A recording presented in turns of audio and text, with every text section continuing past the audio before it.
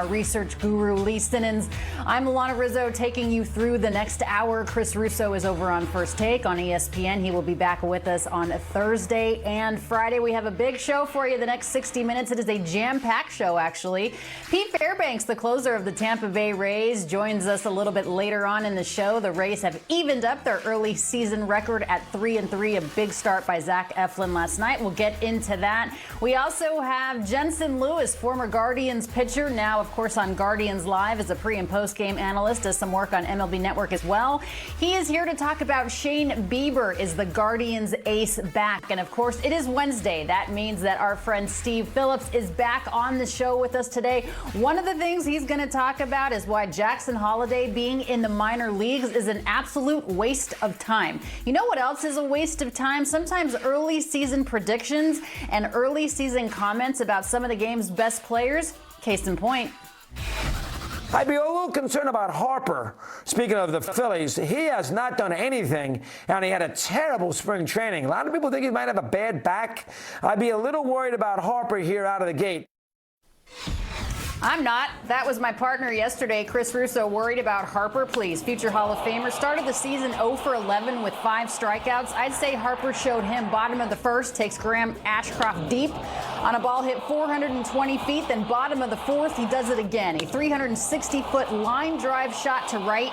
He looks completely different than he did in the first few games. His tempo was a complete 180. He's slow and controlled. Well, here comes Harper. Yeah, it's hooked deep to right center field. No doubt about it. A 3-homer game. He caps it off with a grand slam. What a night to be Bryce Harper. 2 solo home runs, a grand slam, and the Phillies lead it 8-1. A great call from our friend Tom McCarthy on the Phillies broadcast. Coming into Tuesday night, Bryce Harper was 0 for on the season, but he's more than made up for that driving in 6 in 1 game. Good on you, Bryce Harper, one of my favorite players in the game. But you know what? Harper isn't the only one tearing the cover off of the ball. Look no further than the West Coast, the Los Angeles Dodgers. Marcus Lynn Betts is on some kind of tear. We are putting up video game numbers as far as the Dodgers shortstop is concerned. The 7-time All-Star, 6-time Silver Slugger, and 6-time Gold Glover is showing everyone why he may very well be on the way to his 2nd most valuable player award. Take a look at what he did Tuesday night against the San Francisco Giants. It's not just the long ball with Mookie. He had a leadoff single in the first inning. Then he proceeds to steal second base with Shohei Ohtani getting called out on strikes.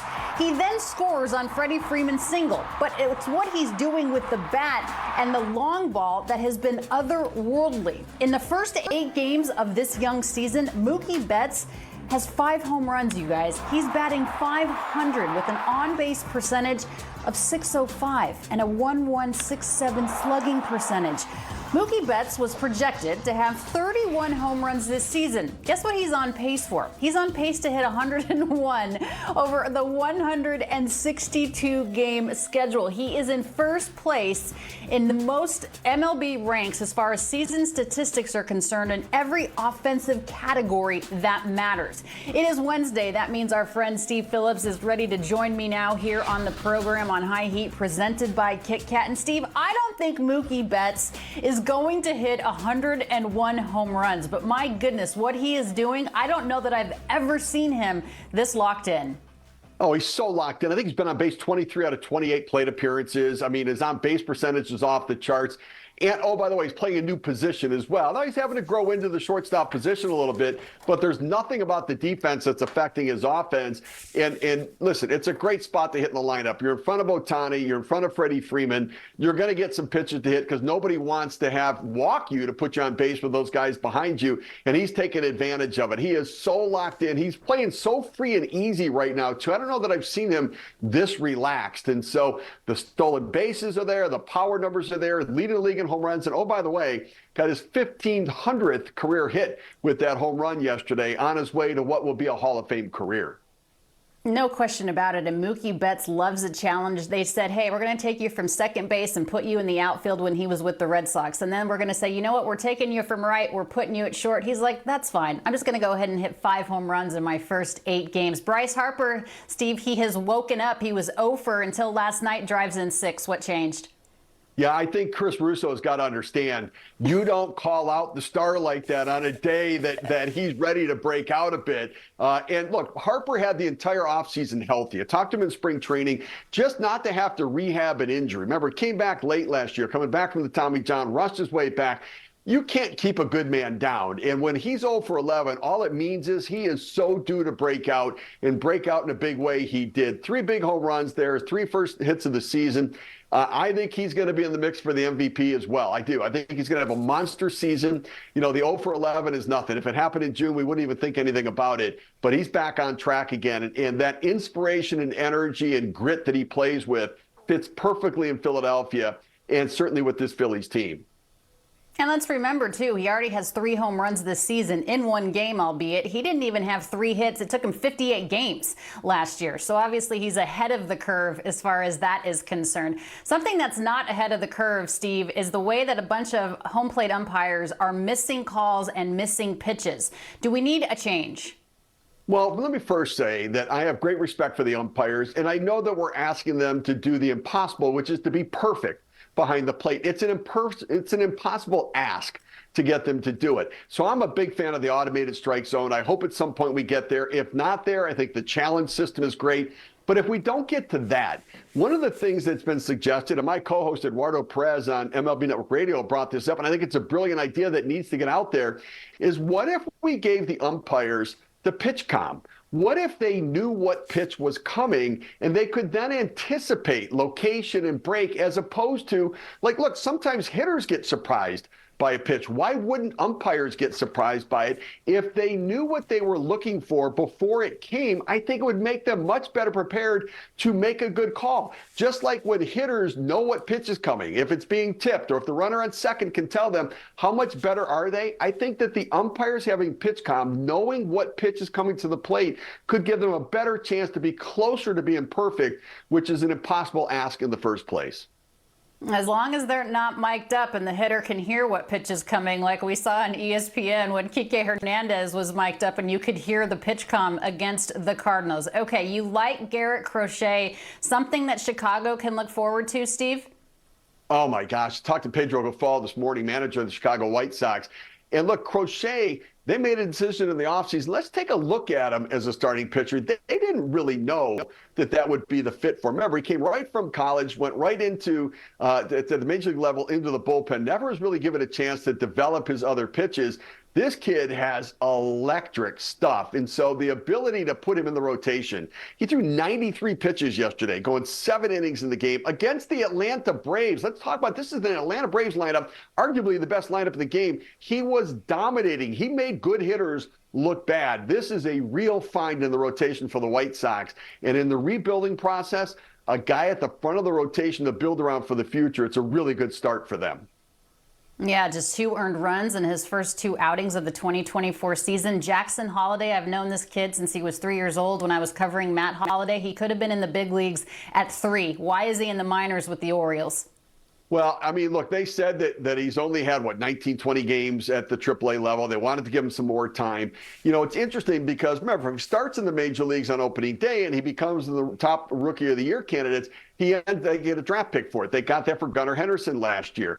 The other thing to remember is it's not really service time manipulation, because they found out the hard way with Adley Rutschman when they brought him up in May a couple of years ago. If you're in the top 3 in Rookie of the Year, you end up getting a full year of service time, even if you're not up for the full year. So I think it truly comes down to they want him to have some more time and experience to be able to go. But the reality is, he is their best second baseman. I like Jordan Westburg a lot. I do. I think he could play some third base. Ramon Urias not hitting yet so far this year. Great defender, Gold Glove caliber at third base. But I think that Holliday is going to take the Orioles team to a whole nother level when he comes up. He's my pick for Rookie of the Year. I know a lot of people are locked in on Wyatt Langford. I think when Jackson Holliday gets there, he is not ever going to look back, and he is going to take over. And he will be the face of the Baltimore Orioles in the future, along with Adley Rutschman and Gunnar Henderson.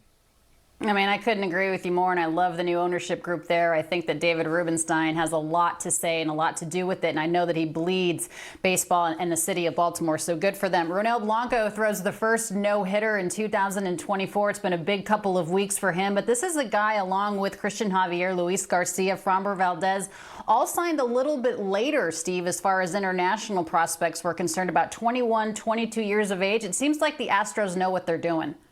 Yeah, so it's so interesting, right? So you go back a few years. This is under Jeff Luhnow, Oz Campo, the scout there internationally. You know, we look at where can you find value. And in the international market, almost everybody is signed at age 16 and 17 right now. And yet, remember, who were we at 16 and 17? And so many guys aren't fully developed at that point.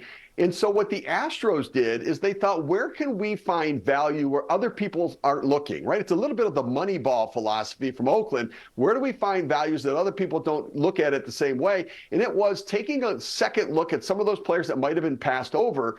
I mean, you think about Blanco, he was 22 working in a car wash in the Dominican Republic. He had tried out for 4 or 5 different teams, been rejected, but he got another look. And the Astros, I call it Moneyball scouting, where they went down and said, look, nobody else is looking at these older guys. Let's see if we can find values. So all of the guys you mentioned for the Astros signed for under $40,000 in the international market, $5,000 for Blanco. Think about the return on the investment that the Astros have gotten on Framber Valdez, Luis Garcia, Jose Urquidy, and now Blanco as well. It's absolutely phenomenal. And it's an area where, again, where do I find value that other people aren't looking for? Where can I find value that other people aren't looking at that as a value overall? The Astros did an excellent job with it. Now they're reaping the benefits. What a turn of events for Ronel Blanco. Didn't even know he was on the team 2 weeks ago and throws the first no-hitter of the season. Good for him. You talk about return of investment when it comes to the Houston Astros, Steve. So far for them, Josh Hader hasn't been it. No, I mean, $95 million doesn't go as far as it used to, I guess. Listen, he's blown 2 games so far. He's 0-2 on the season. Gave up a big home run yesterday. Davis Schneider coming in 2 outs in the 9th inning. So Vladimir Guerrero Jr. ends up getting a single. Bichette hits into a double play. Then Hader walks Justin Turner. They pinch run Varsho, and then Davis Schneider comes in, and he hangs a slider over middle of the plate. Now, Schneider, after the game in the interview, said, I'm not sure why he threw me a slider. My kryptonite are high fastballs. I can't hit that pitch. He told everybody he can't hit that pitch, but he's able to hit the slider, and man, did he hit it. That was a huge win for Toronto, where their offense had been shut out for 19 straight innings. But I think from the Astros' perspective, this was a big deal bringing in Hader, the best closer in the game, and he has struggled, and it points to, you know, when you judge closers, the relievers are so up and down. It's the area where general managers make their most mistakes, because from year to year, you can't quantify innings and appearances. And every time a guy gets up and he sits down, and so you never know, really. I think Hader's going to be all right. I think he's going to get on track. I think he's going to be better again. But it's certainly not the way they wanted this $95 million investment to start his career in Houston. Yeah, ask any GM as yourself or any president of baseball operations. It's the bullpen that keeps GMs up at night. Steve Phillips, always great to hear the insight. We appreciate it very much. Have a good week. Okay, thanks, Lana. Great to have our friend Steve on the program. We want to hear from you right here on High Heat. Coming up, Jensen Lewis of the Cleveland Guardians broadcast joining me. He has a good question. Who is your pick for guys that are having sneaky good starts to the 2024 season? Tweet us for a chance to be mentioned on the show. Steve Phillips was just talking about relievers and how you never know. Well, I tell you one reliever that is going to have a great season. You heard it here first. Pete Fairbanks, the closer of the Tampa Bay Rays, getting all set to join us next on High Heat. Tropicana Field, home of the Tampa Bay Rays, where they complete a 3-game set today between the Texas Rangers. A day off tomorrow for Tampa Bay before they head to Colorado to take on the Rockies. Pete Fairbanks is the closer of the Rays, and he joins us now. Pete, thanks for taking the time to be with us today. First, before we get into some of the stuff that I want to talk to you about personally, let's talk about the effort that Zach Eflin gave this club last night. He basically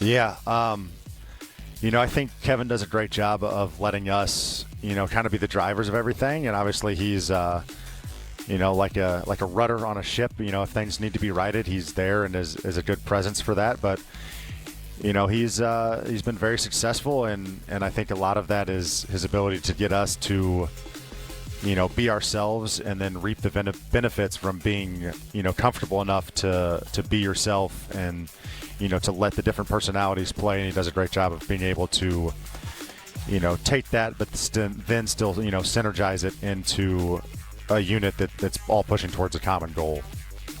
Yeah, you guys are perennial contenders as far as the postseason is concerned. Always seem to be right in the thick of things. Started off this season so far 3-3. Certainly a long way to go. Last year, though, 13-0 to start the season. It was a historic run, and your teams started calling you Rare Banks because you never had to get into the game because of all the blowout wins. But also, Snyder, your pitching coach, said it fits you because you have one of the most rare arsenals that he's seen. How do you think your pitch mix has served you?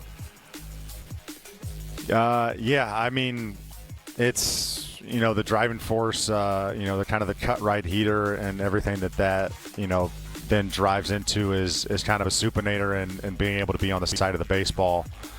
But yeah, it allows me to, stay kind of more on the outside of things, kind of towards the neutral line via, the lateral spine tilt and, just natural tendency towards, supination over pronation. And, I think Snides has been very much a boon in helping me, refine that and turn it into what it is today.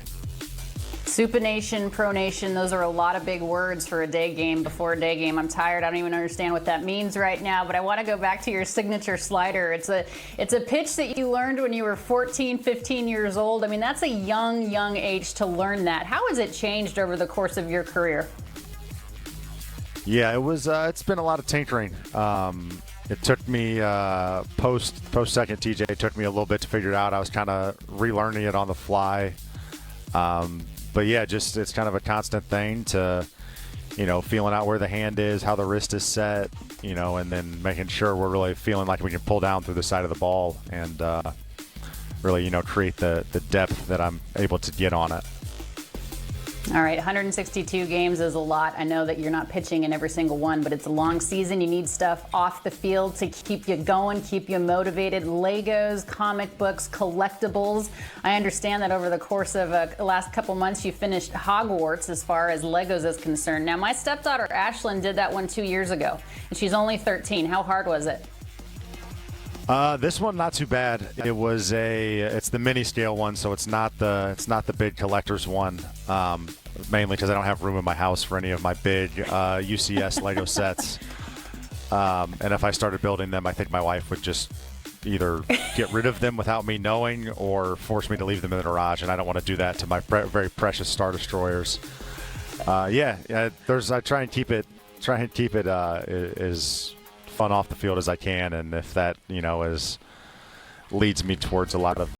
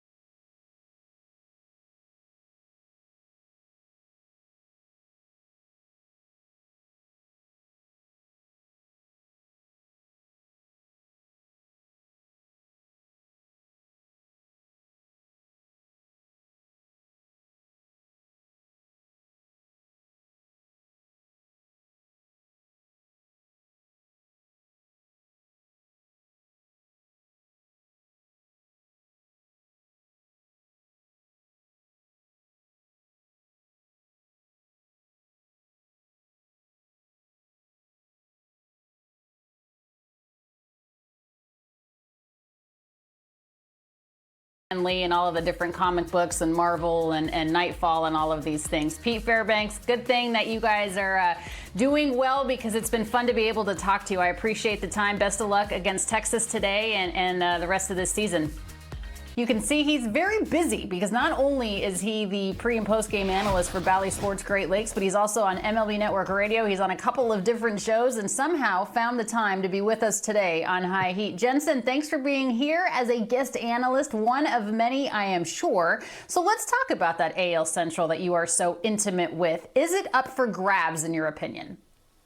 Yeah, great to be with you, Alana, this season. And yeah, I think the AL Central about as tight as it's been probably in the last 5, maybe 6 years, and sort of a round robin atop this division between Minnesota, Cleveland, Chicago, and Detroit. And I think the only team we have to really leave out this year is the White Sox. All credit where it's due with what the Royals did this offseason, asking them to go from 56 wins last year to perhaps in the mid-80s would be a Herculean task in and of itself. But I think it's really a 3-team race at this point, very early in 2024. Minnesota was my pick to win it. I do feel Cleveland and Detroit are live to win this division as well. I think the keys, Alana, come down to a couple of things. For Detroit, rotation health is paramount for them. It's really derailed them the last couple of seasons. And then we saw sort of that offense get going a bit at the end of August and through September. Minnesota now it really challenged with rotation depth for the first time in a couple of seasons, losing Sonny Gray, Anthony DeSclafani on the IL to start the year. What will Chris Paddock and Louis Varland do,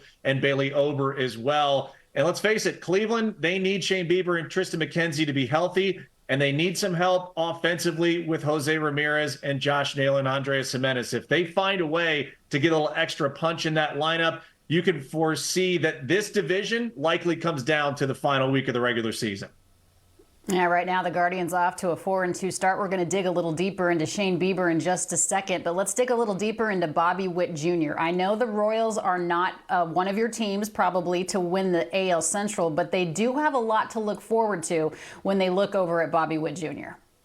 Yeah, Alana, Bobby Witt Jr. gives me Adley Rutschman vibes with Baltimore. When Adley came up, we obviously know the line of demarcation for Baltimore just taking off. And I think maybe this year you see a massive step forward, not only for the team, but for Bobby Witt Jr. as a whole. Really love him as a possible dark horse MVP candidate in the American League. Already off to a blistering start, hitting 400. The speed we know is paramount with how they want to play offense in Kansas City, setting the table in front of Salvador Perez and Vinny Pasquantino and Hunter Renfroe. What I think is incredible about Bobby Witt Jr. is already seeing the reaction not only within his clubhouse, but around the league. The amount of respect he has because of what he's done as not only a player, but who he is as a person. It's someone you gravitate to as a player. You want to play with this guy. So as Adley Rutschman has really turned Baltimore around in a short amount of time,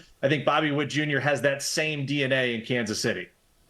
Yeah, 6 extra base hits so far, 5 runs in 5 games in 2024. And let's not forget, coming off the first 30-30 season in franchise history, a lot to look forward to when you look at him. Stephen Vogt taking over the helm of the Guardians for the first time, of course, coming off of a guy in Terry Francona that's headed to the Hall of Fame. What have your first impressions been of him, Jensen? Yeah, Alana, he has had such rave reviews, not only from within the clubhouse, but I think from outside too. And I go back to the hiring process, the amount of candidates that had previous managerial experience, not only at the minor league level, but also at the major league level, for him to never manage a day in professional baseball. And his first time happens right there in Oakland with Cleveland. I think it gives you a real sense of not only what the Cleveland front office saw in him, but I think the feedback of around the league of this guy was ready. He was going to be an impact person from day one. A couple of words that come to mind: empathy and also motivation. He is a guy that listens so well and really wants to know the person before the player. And I think he's already gotten a lot out of certain veterans and maybe even some young kids that have produced early in the first week of the season. What I'm anxious to see, Alana, is through the month of April, what does lineup construction look like for him day in and day out? Is he a platoon guy? Is he someone that wants to ride the hot hand? And also those in-game decisions when you get into tight games. You can ask any manager that's been around for years. It's still difficult for them through thousands and thousands of experiences. I'm anxious to see how Stephen Vogt handles those first handful of situations that are really why you get paid to be the big bucks in the dugout. Yeah, he's already won twice as many games as they've lost. And how much credit should he get, Jensen, for the way that he's managed the bullpen so far? I know that you said you want to see the lineup construction day in and day out, but what about the bullpen? That's a part of a team that keeps guys up at night.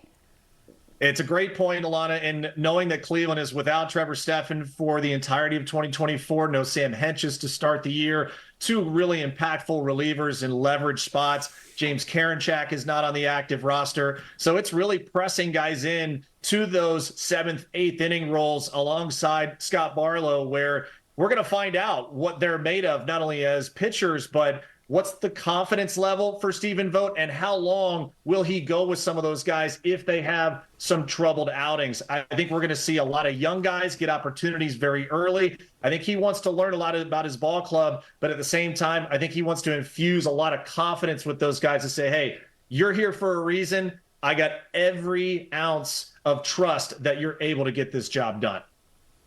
All right, Shane Bieber, we touched upon it when we started the segment, Jensen, but I tell you what, to me, it seems like he's back. Who cares what I think? Just listen to what Austin Hedges had to say. The whole world knows who Shane Bieber is. He just made that adjustment that now the league is going to have to readjust to him. What is he doing right? I think first and foremost, Alana, the offseason with Driveline was really good for his confidence. Going through injuries, you ask any player, it's always tough to watch your teammates out there when you can't contribute. But I think secondly, there's some pitch distribution we've already seen in these first two starts, particularly not relying as heavily on the cut fastball and really being very democratic about his off-speed stuff. That start last night in Seattle was vintage Shane Bieber from his Cy Young campaign in 2020. 4-pitch mix, really deceptive with the fastball. It's not going to be 95 miles an hour, but his 92 and 93, albeit maybe a mile an hour or two tick up from last year, has all of a sudden made such a difference in the results. And you can see just from the swing and misses, the in-between takes some of these hitters have. I'm with Hedgie. Put the world on notice. Shane Bieber is back. Yeah, I love the emotion, too. So far, averaging 6 innings an outing, hasn't given up an earned run yet. Good to see that Shane Bieber back on the hill. The Associated Press has an author by the name of Tom Withers. He had this to say: the Guardians will throw the first pitch of their 2024 home opener after the Earth, Moon, and Sun align. The reason being, Jensen Lewis, is because there is going to be a solar eclipse, a total eclipse of the sun, and the home opener for the Guardians will start after that. How excited are you? And make sure you bring glasses. Don't look directly into the sun, please. It's going to be a wild couple of days, Alana. This is also on the backdrop of the women's Final Four that's going to be in town going on Friday, and the national championship on Sunday afternoon. And then we're expecting about 250,000 people in that vicinity, somewhere in downtown Cleveland. We even have NASA going live from the Science Center down on the lakefront. So safe to say I'm going to be down there early. And I just hope that the forecast isn't what we're anticipating right now of possible clouds and some precipitation, but at least the temperature looks great. And I promise I'm not looking directly at it. But man alive, so much has gone into this. I'm hoping that we just get everything off without a hitch. All right, 6 games into the season, so let's overreact. Who's your Final Four as far as the MLB is concerned, since the Final Four for the NCAA is there in Cleveland? All right, I didn't have enough confidence to take your Colorado Buffaloes past Marquette, but I did get through in that first round. I did choose chaos, though, in my American League predictions, so I'm glad everyone's sitting down when they hear this. I actually have Tampa over Minnesota to win the American League. I think the American League is as wide open as it's been in the last 4 to 5 years. I went a little more chalk on the National League side. I have Atlanta over the Dodgers. And then I have the Rays over the Braves in 6 in the World Series. So I'm sure Pete Fairbanks, if he could have heard me, was very excited to hear that. But Alana, it's going to be a very wide open American League, no question about it. All right, I have the Braves over the Yankees in the World Series. I'm sorry to the Braves and the Yankees. Now that means that you're both out of the entire thing. Guest analyst, pre- and post-game analyst as well for the Guardians, Jensen Lewis. Thanks, and again, for being here, and welcome back. I want to ask you about your top 5, and we will start with the guy that you see all the time. It is the righty rookie, the Canadian, and Cade Smith. What do you like? Yeah, Alana, I don't think there's any wrong answers this early for a top 5, and some near misses for sure, but I'll start with a little bit of bias here in the backyard in Cleveland. This is a kid that literally made the team at the very final hour and just came in with a flourish. 5 punch outs in his debut, hasn't given up a run, and really is going to be someone I think that elevates for Stephen Vogt into leverage spots. He is tall, he is long, and there is a lot of power in that fastball and breaking ball. You can see the numbers that he's pretty dominant so far in a couple of outings. I think he escalates into that 7th, possibly 8th inning role here in the next couple of weeks. Yeah, first year in the majors, but it doesn't look like it bothers him. Michael Conforto, perhaps a name that more people are aware of, but he's off to a really good start with San Francisco, Jensen. Yeah, he is. And I was thinking Oswaldo Cabrera, Luis Camposano as well, just going out west, but also with Conforto and understanding where the dynamic of the Giants offense is. They're a little bit lengthier this year. Remember a guy that signed late last year and was trying to find some footing, but I think he is a guy that is so critical if the Giants offense is going to compete with the big boys there in the West with the Dodgers and the Diamondbacks. A sneaky good start for sure, and it's more so in the power numbers. We know that he's a guy that's going to be able to go to all parts of ballparks, but love to see him already hot here in 2024. Yeah, already 3 home runs, 2 doubles, and 8 runs so far this season. Now, we talked earlier about Bobby Witt Jr., but there's another guy in Kansas City that's making you pay attention. Tell me more about Brady Singer. Gosh, this has been a young kid that was supposed to be the heir apparent as far as the top of their rotation. Had some struggles the last year or two, but what a blazing start. 10 punch outs for him in his first outing of 2024 against a Minnesota Twin offense that might be a bit beleaguered without Royce Lewis in it.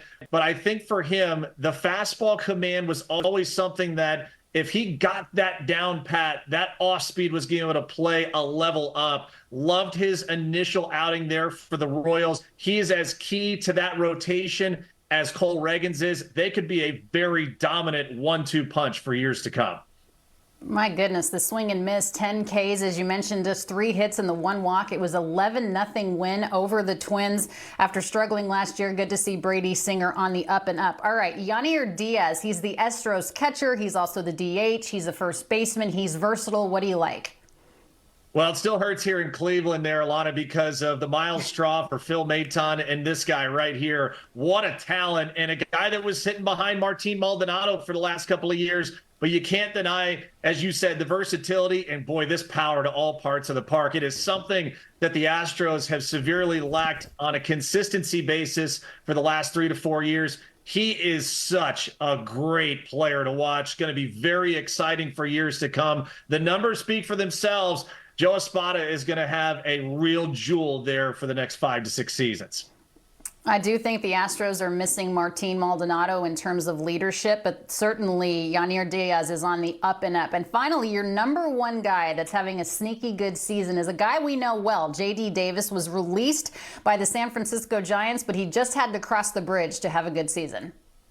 Yeah, right in the backyard, too. And I think we'll probably be changing scenery by the trade deadline here, Alana. A guy that, you know, is been a veteran, is someone that understands how to play the game well. Yeah, he's not going to have the atmosphere for the home games in Oakland, but I think he's going to take it personally from how that situation transpired to leave San Francisco and the Giants and then just head back over to the Bay Area. The numbers speak for themselves. The OPS is in a great spot, but for me, off to this start could be a real nice trade chip for Oakland come June and July.